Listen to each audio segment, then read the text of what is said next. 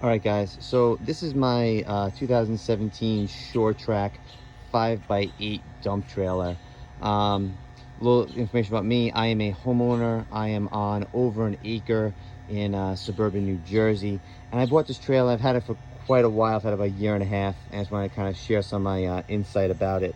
Um, uh, I feel like there's a lot of dump trailer videos online, but not a whole heck of a lot about single axle dumps.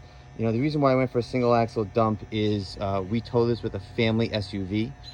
This thing dries about 1,550 pounds. That's before I added the sides and all the accessories and things like that. So it's very reasonable to tow with a midsize SUV. Another example here is grass damage. I do take this on my lawn quite often, especially out into out into the farther parts of my property. And I feel like the single axle dump doesn't tear up the grass as much.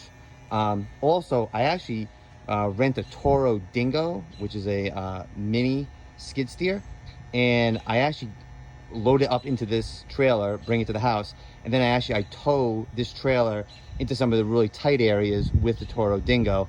And I just feel like you really can't do that with a double axle trailer. It skids too much. It's too hard, tough to turn.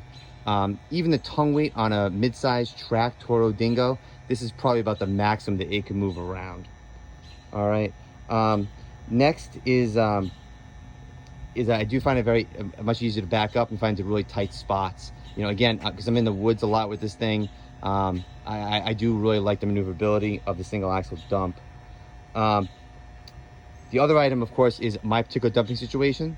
So in my location, single axle dumps get a particular rate that normal dump trailers don't. So with double axles, so again, that gives me a homeowner price that's very, very reasonable.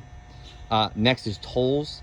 Here in New Jersey, the tolls are substantial, so the single axle dump is definitely nice for that. I mean, personally, as far as cubic yardage here, I do fit about 4 cubic yards in this with the sides built up. And I think the smaller trailer is nice because it's less square footage to maintain when it comes to the chips and the dings and the rust. That's, of course, so prevalent with dump trailers. And I have to say, though, I think that the balance of the load, while critical, is relatively easy for this. This machine, I actually haul an Italian two-wheel trailer, and I also haul a small John Deere lawn and garden tractor, in addition to the Toro Dingo and other equipment that I rent. So I do find it being very good for that.